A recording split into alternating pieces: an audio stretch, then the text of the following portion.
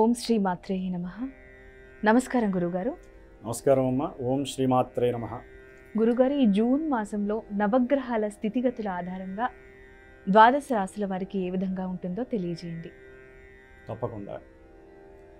ఓం వాగర్ధావివ సంపృక్తో వాగర్ధ ప్రతిపత్తయే జగతః పితరో వందే పార్వతీ పరమేశ్వరో శరదిందు సమాకారే పరబ్రహ్మస్వరూపిణే వాసరాపీఠనిలయే సరస్వతీ నమోస్తుతే.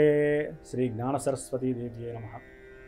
అమ్మ, మనకి అంతరిక్షంలో ఉన్నటువంటి నవగ్రహాలన్నీ కూడా ద్వాదశ రాశుల్లో ఇమిడి ఒక్కొక్క గ్రహము కూడా ఒక్కొక్క నక్షత్రంలో ఉంటూ అవి భూలోకంలో మానవుల మీద నానా విధాలైనటువంటి రకరకాలైనటువంటి తమ యొక్క ప్రతాపాన్ని, ఆగ్రహాలని, అట్లాగే వాటి యొక్క ఆశీర్వచనాన్ని కూడా తెలుపుతూ మనం జన్మించినటువంటి సమయానుసారంగా ఇప్పుడు గోచారంలో ఈ గ్రహాల యొక్క స్థితిగతుల వలన మన యొక్క మనసుకి మూలకారమైనటువంటి చంద్రుడు, చంద్రమా మనసో జాతః అని ఆ చంద్రుడి యొక్క జన్మరాశిని అనుసరించి ఆ యొక్క రాశిలో ఉన్నటువంటి 3 నక్షత్రాలు ఉంటాయి. ఆ నక్షత్రాల వారికి, ఆ రాశి వారికి చంద్రుడు అంటే మనసుకి సంబంధించి ఈ యొక్క గ్రహాల యొక్క ప్రభావం అంతా కూడా గోచారంలో మనకి ఎఫెక్టివ్గా ఉంటూ ఉంటుంది.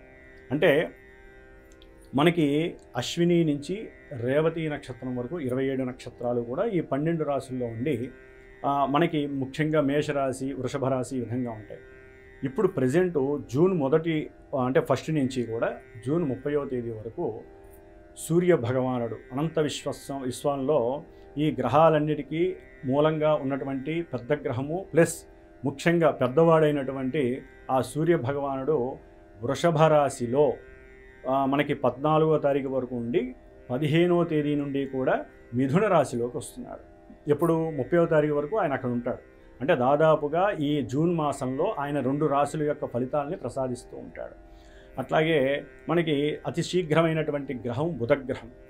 ఈ బుధగ్రహం దాదాపుగా ఈ జూన్ మాసంలో 6వ తేదీ వరకు కూడా రవితో కలిసి దాదాపుగా వృషభ రాశిలో ఉంటూ 6వ తారీఖు నుంచి 22వ తేదీ వరకు కూడా మిథున రాశి తన యొక్క సొంత రాశిలో బుధుడు ప్రవేశిస్తున్నాడు గురుడితో కలిసి. కాబట్టి ఈ 22వ తారీఖు నుంచి మళ్ళీ 30వ తారీఖు వరకు కూడా జూన్ మాసం అంటే ఇంకా తర్వాత ఉంటాడు ఆయన. 30వ తారీఖు వరకు కూడా మళ్ళీ కర్కాటక రాశిలో ఆయన ప్రవేశిస్తాడు. అంటే దాదాపుగా జూన్ మాసంలో అతి శీఘ్రంగా బుధగ్రహం అనేటటువంటిది 3 రాశుల్లో ప్రవేశాన్ని సూచిస్తుంది. దాన్ని బట్టి మళ్ళీ రాశుల వాళ్ళకి వ్యాపారాలు కానివ్వండి, కొన్ని భావాలు ఉంటాయి, మనం తెలియజేసుకున్నాం. శుక్రుడు దాదాపుగా 3 నెలలు 3.5 నెలల బట్టి శుక్రుడు అనుకూలం ఉంటేనే మానవుల మధ్య, ముఖ్యంగా స్త్రీ పురుషుల మధ్య ఆకర్షణ కానివ్వండి, వివాహ యోగాలు కానివ్వండి, భోగ భాగ్యాలు కానివ్వండి, ఇవన్నీ కూడా ఆ శుక్రుడి వల్లనే వస్తాయి. మరి ఆ శుక్రుడు శనితో కలిసి, రాహుతో కలిసి షట్చక్ర వేధపడి అంటే దాదాపుగా షడ్గ్రహ వేదన అనుభవించి, పంచగ్రహ వేదన అనుభవించి ఇప్పుడు రిలాక్స్గా మేషరాశిలోకి ఈ నెల మే 31 అంటే జూన్ 1 నుంచి కూడా ఆయన మేషరాశిలోకి అడుగు పెడుతున్నారు శుక్ర భగవానుడు. తర్వాత కుజగ్రహం, ఈయన దాదాపుగా 7.5-8 నెలల బట్టి తన యొక్క సంచారాన్ని ఇటు మిథున రాశి, ఇటు కర్కాటక రాశి స్తంభన అంటారు, కుజస్తంభన. ఈ కుజస్తంభనతో బీభత్సం అయిపోయింది రియల్ ఎస్టేట్ వ్యాపారం కానీ, లేకపోతే ప్రమాదాలు కావచ్చు. మనం ఎన్నో చూసాం, ఇప్పుడు ఎన్నో ప్రమాదాలు కానీ, యుద్ధాలు కానీ. ఈయన ఈ యొక్క జూన్ 6వ తేదీ అయిపోయి 7వ తారీఖు నుంచి కూడా మిత్రరాశి అయినటువంటి సింహరాశిలోకి అడుగు పెడుతున్నారు. అంటే దాదాపుగా ఈ యొక్క 4 గ్రహాలు కూడా 4 రాశుల యొక్క వీక్షణలు, ముఖ్యంగా బుధగ్రహం అతి శీఘ్రంగా ప్రయాణం చేస్తూ 3 రాశులు మారుతుంది. బుద్ధికి కారకుడు, మరి బుద్ధుల్లో ఏ రకమైన మార్పులు వస్తాయో, వ్యాపార కారకుడు, వ్యాపారాల్లో ఎటువంటి క్రియేషన్స్ జరుగుతాయో గురుడితో కలుస్తున్నాడు ఆయన. కాబట్టి ఈ యొక్క గ్రహాలు ఆల్రెడీ గురుడు మనకి మిథున రాశిలో ఉన్నారు, శని భగవానుడు మీనరాశిలో ఉన్నాడు, రాహుగ్రహం మొన్ననే మారింది, ఆయన కుంభరాశిలో ఉన్నాడు, కేతువు సింహరాశిలో ఉన్నాడు. అంటే నవగ్రహాల యొక్క సంచారం జూన్ 1 నుంచి మనకి జూన్ 30వ తేదీ వరకు మేషాది రాశుల వారికి అంటే మీనరాశి పర్యంతం వారు ఏ ఏ స్థానాల్లో ఉంటే ఏ రకమైనటువంటి అవకాశాలు, అదృష్టాలు, ప్రతిబంధకాలు ఇస్తారో మనం చక్కగా ఒక్కొక్క రాశి వైజు మనం తెలుసుకునేటటువంటి అవకాశాన్ని మనం తీసుకున్నాం. నమస్కారం గురుగారు. నమస్కారం అమ్మ. గురుగారు, కన్యా రాశికి ఈ జూన్ మాసంలో ఏ విధమైనటువంటి ఫలితాలు ఉండబోతున్నాయి, అలాగే వారు పాటించాల్సిన నియమాల గురించి ఒకసారి వివరించు. తప్పకుండా అమ్మ. కన్యారాశి, కన్యారాశి వారికి ఊహలు చాలా ఎక్కువగా ఉంటాయి. వారు చేసే ప్రతి పనిలో కూడా మేము ముందుండాలి అనేటటువంటి తాపత్రయం ఎక్కువగా ఉంటుంది. అంటే మా ఆలోచనలు చాలా మంచివి, మా ఆలోచనలు ఎప్పుడు కూడా వ్యాపారం వైపే తిరుగుతూ ఉంటాయి అనేటటువంటి స్వధర్మ లక్షణాలు ఎక్కువగా ఉంటాయి వారికి. అయితే కన్యారాశి వారికి సూర్యగ్రహ ప్రభావం అంత యోగ్యకరంగా దాదాపుగా జూన్ 1 నుంచి జూన్ 15 వరకు లేదు. అంటే ఉద్యోగ వ్యవస్థలో ఆల్రెడీ ఆ ఉద్యోగాలు పోయి ఇబ్బందులు పడినటువంటి వారు కన్యారాశి వారు చాలామంది ఉన్నారు. వారికి ఇప్పుడు యోగ్యత కలుగుతోంది. జూన్ 15 నుంచి జూన్ 30 వరకు కూడా వీరికి ఉద్యోగంలో పోయినటువంటి ఉద్యోగం మళ్ళీ సంప్రాప్తించేటటువంటి అవకాశము కలుగుతోంది. అట్లాగే వ్యాపారాలలో అంటే అయిన వాళ్ళలో కావచ్చు, కొత్తగా పరిచయం వాళ్ళు కావచ్చు, లేకపోతే గురు సమానులైనటువంటి వారితో కావచ్చు, లేకపోతే ఇంటర్నేషనల్ బిజినెస్లు కావచ్చు, వారితో టైఅప్ అయ్యి అది దాంట్లో ఉద్యోగాలు చేసే అవకాశాలు కలగచ్చు. లేకపోతే వారితో సరిసమానంగా పెట్టుబడి పెట్టి వ్యాపారాలు 10 మందికి ఉద్యోగం ఇచ్చే స్థాయికి కూడా కన్యారాశి వారు ఎదగటానికి ఇది చాలా అత్యద్భుతమైనటువంటి అవకాశం, సమయం అని మనం చెప్పుకోవచ్చు. ముఖ్యంగా ఈ యొక్క కన్యారాశి వారికి బుధగ్రహం, వ్యాపార గ్రహం, సొంత క్షేత్రాధిపతి అయినటువంటి వాడు జూన్ 6 నుంచి జూన్ 22 వరకు కూడా తర్వాత కూడా అంటే ఈ నెలల్లో కూడా బుధుడు చాలా చాలా అనుకూలవంతుడు ఎవరంటే ఈ యొక్క బుధగ్రహం అని చెప్పుకోవచ్చు. వ్యాపారంలో ఒక స్థాయి ఆల్రెడీ చేస్తున్న వాళ్ళు ఒక స్థాయికి వెళ్ళే అవకాశం, ముఖ్యంగా చిట్టి వ్యాపారస్తులు కావచ్చు, లేకపోతే గవర్నమెంట్తో లింక్ ఉన్నటువంటి వాళ్ళు కావచ్చు, లేకపోతే ఈ వీడియోలకి సంబంధించినటువంటి వాళ్ళు కావచ్చు, సినిమా రంగంలో నాటకాలు రచయితలు, లేకపోతే సంగీతానికి సంబంధించిన వాళ్ళు ఎవరైనా సరే అనుకూలమైనటువంటి సమయంగా కన్యారాశి వారికి మనం చెప్పుకోవచ్చు. అయితే వీరు ధనపరంగా పెట్టుబడి పెడతారు, అఖండమైనటువంటి వ్యాపార విస్తరణ చేస్తారు. పెట్టుబడి పెట్టేటప్పుడు మాత్రం గవర్నమెంట్ వ్యవస్థల ద్వారా, గవర్నమెంట్లో పనిచేసేటటువంటి వాళ్ళ ద్వారా కొన్ని ఇబ్బందులు, కర్మదోషాలు వెంటాడే అవకాశం ఉంటుంది. అక్కడ వీరు చాలా జాగ్రత్తగా ట్యాకిల్ చేసుకొని మాట్లాడుకుంటూ వాళ్ళ పని అవజేసుకోవడం ప్రధానం.